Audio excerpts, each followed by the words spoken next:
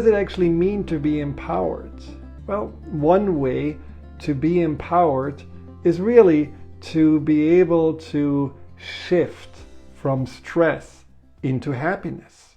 And wouldn't it be wonderful if we could learn how to reduce our stress and at the same time boost our happiness by just simple 4 different shifts? And those are the shifts I want to talk about. Because, on vacation, you often have the most brilliant ideas. And on vacation, you probably also know you're feeling quite differently than in the everyday life. But what you do on vacation and what I experience on vacation is something we can actually also integrate into our working day-to-day life, and this way increase our ability to de-stress and increase fulfillment, joy, happiness. So let's talk about this. Now, first of all, in order for us to shift into greater happiness and less stress, we do need to make one initial shift. And the initial shift is that we have to spend less of our mental, emotional energy in making money. And I know that maybe not something you want to hear about, but let's face it. How often are we worrying about work, forcing us to do more so that we have more? For what? For the idea ultimately that, well, when we have finally all these financial securities and all this abundance, then finally we can live and be happier. But in the meantime, we may be stressed, grumpy, unhappy. We may be not the best versions of ourselves. We may actually feel like, burdened or burned out and waste a lot of valuable time. And I think it's so important that we are remembering time is of the essence. We all have only a limited amount of time here, and starting to be less stressed and beginning to be happier is something we can do right now. Not when we retire, or not when we have a certain amount of money or a certain career goal achieved, or when the kids are finally out of the house. Being happier is ultimately something that's in our power. And that's why this podcast is called Empowerment Solutions. So what are the 4 shifts I'm talking about? Now, the first shift is to be more curious again. We are often sitting in a little bubble, in a bubble that makes us feel comfortable. And everything I talk today about is outside of that bubble, because we get too much in that routine, into this habit of whatever makes us feel safe, so that we are not even looking beyond it anymore. Sometimes I talk to people about, why they are not more curious, why they are not trying something new, especially the people that feel bored. They have everything they want, but somehow they feel unfulfilled. And I'm asking them, so why is it not that you're trying a hobby, trying something creative, trying to go on a trip? And the answer I often get is that they are too embarrassed to not be good at something. They don't want to fail. They don't want to just do something and realize it's not for them. And that's a very common attitude. And when you ask yourself, when was the last time you learned something new? When was the last time you opened up your mind, got out of the tunnel vision, and really were curious about something that may have always been in your life, but you never really wondered? It could be a neighbor who may come from Senegal, and you never really took the time to chat about their cuisine or their culture or what it was like to come to the country. It may be that you have always kind of wondered if there is a little artist inside of you, but you never really dared to take any classes because you felt like, well, it's too late. I probably will just, only make little dots on a piece of paper, and that's no good. I'm gonna, again, make a fool out of myself. Curiosity, I read an article the other day, is actually more important than happiness itself. It's a better goal to have because it keeps us engaged. It keeps us younger. It keeps our mind constantly working. And the question is, how do you practice? How do you become more curious? And the way to be more curious is very simple. You are asking yourself what you don't know yet and what somehow is sparking your interest. Make a list of all the things that you have wondered about but never really dared to try. For me, this was when I came to Seattle. I had a whole list of things I want to try out. Mountain biking, I wanted to climb a glacier, I wanted to do some yoga, I wanted to get back into meditation, which I had really miserably failed in 20 years before. And so I did those things. Well, and lo and behold, when I did my yoga classes, I got so into it that I went to yoga camps, and on this yoga camp I met my wife, and 24 years later we are still married. So it can actually really change your life just to get out of this bubble and be a little bit more curious. The other thing that I also find what curiosity is doing, it gets us out of this fear state. You know how many people right now are made believe that the other is bad, whether you are loving in a different way, whether you are from a different country, whether you believe in a different religion or in a different history. There is this fear instilled that the other is bad and we have to protect ourselves from the other. So also realize that in order for you to be maybe an agent of positive change and create more harmony and peace in your world, reach out to those that in the past may have felt a little bit like, I don't know, or I cannot see that I can agree, or I feel a little bit, maybe scared or shy. Just open yourself up and be more curious to learn more about that, what in the past you have just denied yourself from, or you have just had some walls up because you were too scared or you had some preconceived notions. Curiosity is fun, and curiosity is also something that I find is usually opening ourselves up for new solutions and feeling in general just that you're more making a difference in the world because you're not getting stuck in your little comfort bubble.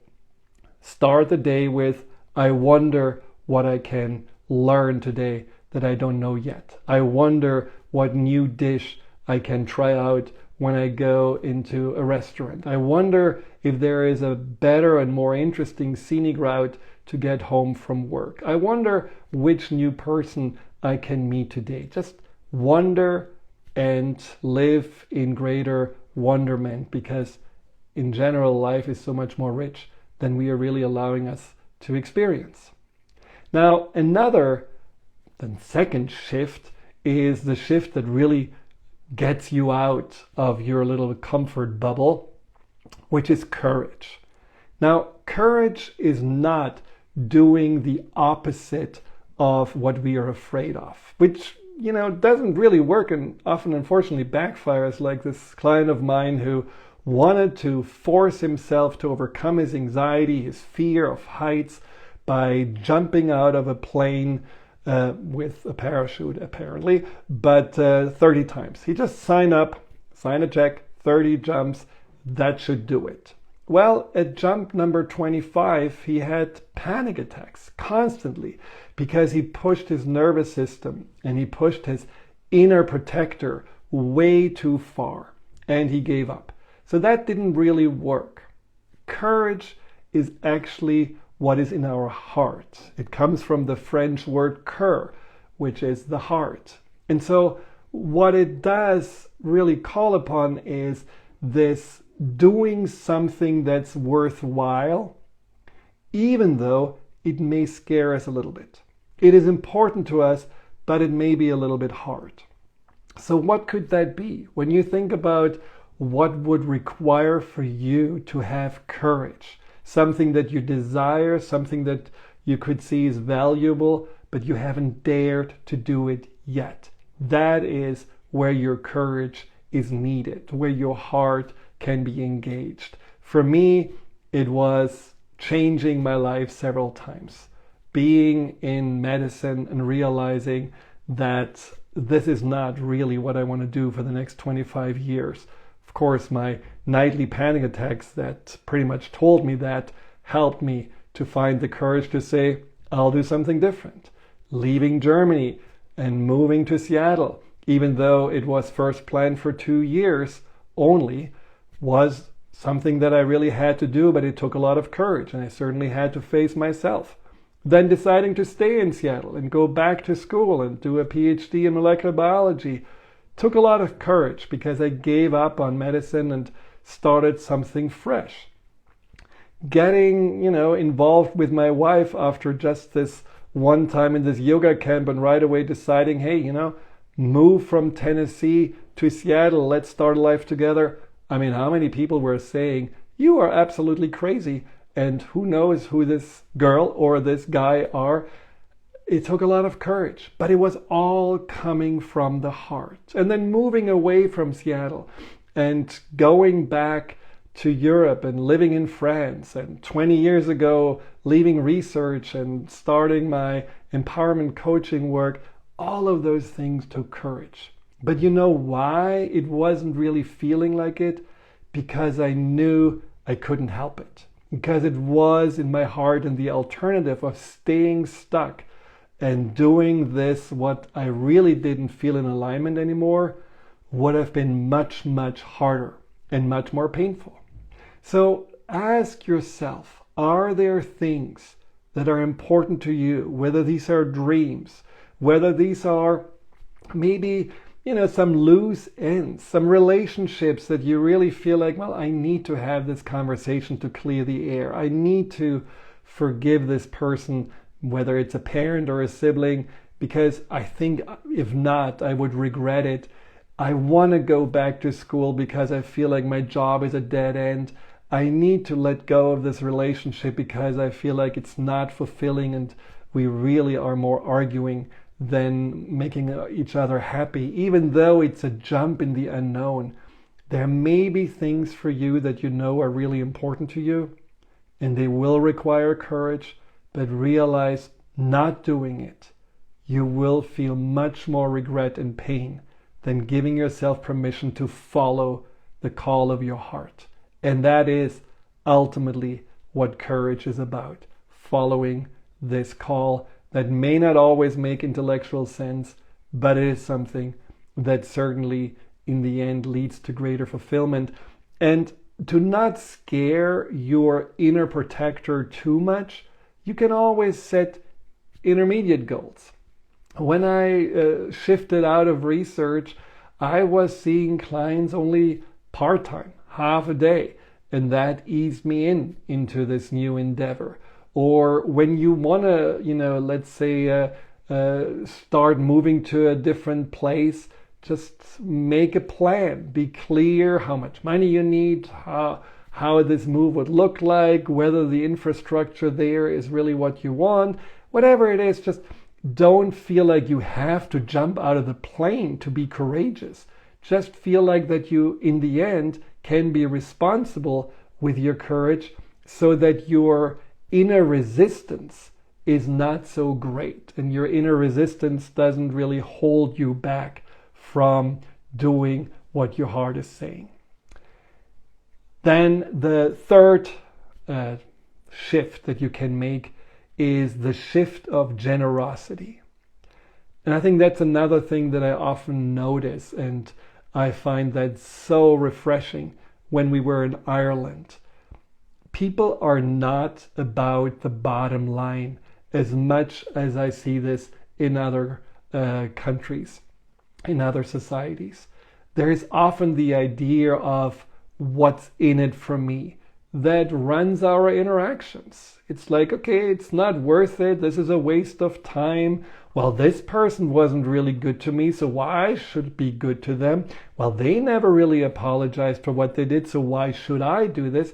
See, there are all these things we do that contract us, that make us hold on tightly to this idea of I only move or I only give if I get something in return.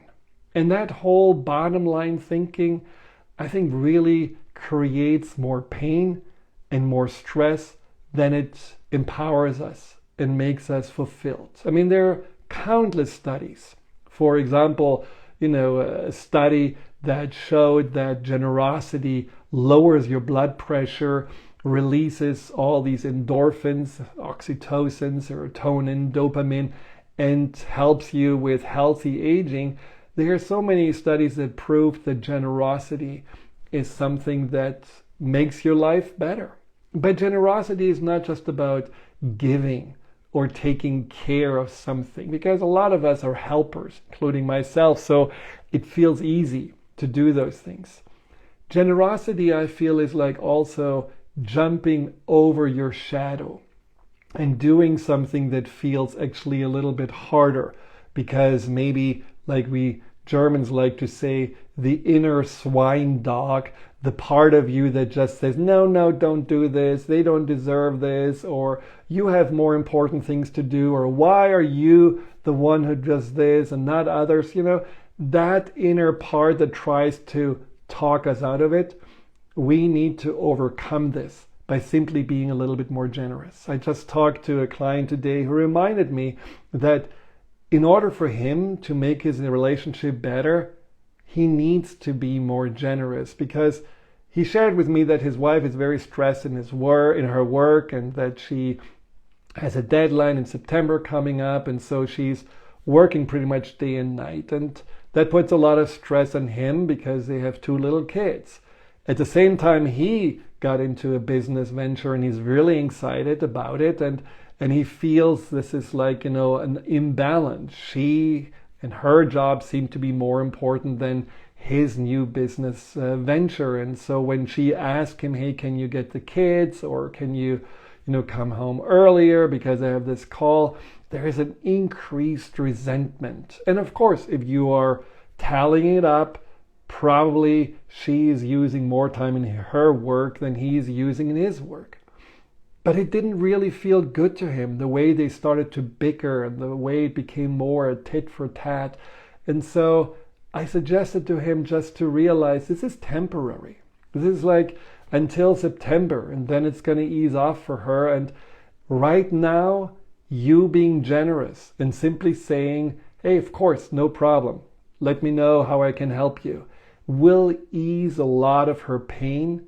It will certainly make the relationship better, but it also will make him feel more on purpose.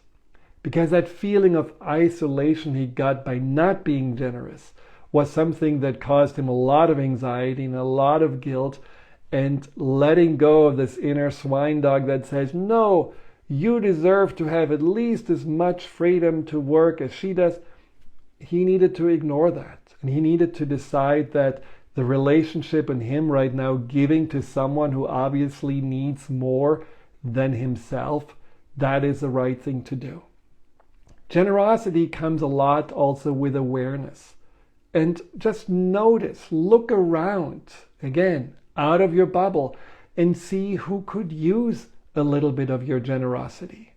When we were in Ireland, I find that people are very generous with their times. We were in this little ice cream parlor after dinner, and it was blowing my mind because there were these 2 teenagers working, and usually you expect teenagers not being necessarily friendly and certainly not being curious or generous with their time, but they didn't look at their phones as soon as they gave us the ice cream. They actually chatted with us. They asked us questions. What are we doing? Where are we coming from? There was a general sense of they wanted to spend time with us. And I think that is something that is such a beautiful and refreshing way of seeing the world and making us feel more connected with each other. And so just be open to see where people can use your generosity. Whether you go into the supermarket and you see a little tiny person trying to reach for the ketchup up there, just step in and help.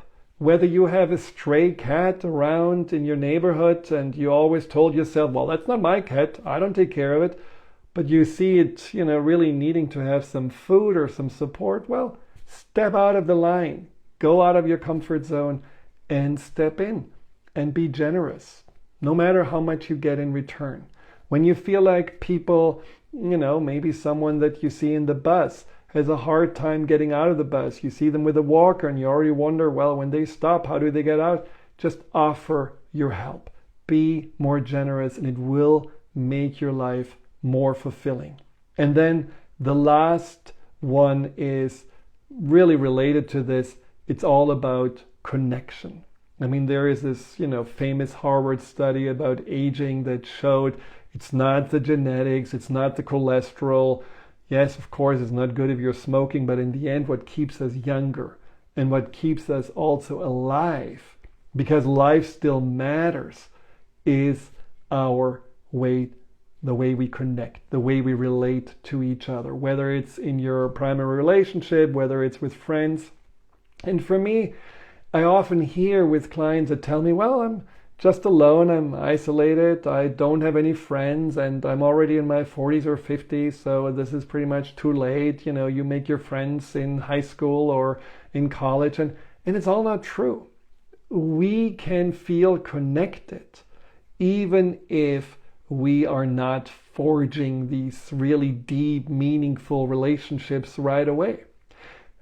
Back to Ireland. Apparently it really impacted me positively. But one thing I really liked about the Irish is that when you walk, we did this, hiking on the road, and cars come towards you, they always greet you with their finger and they smile.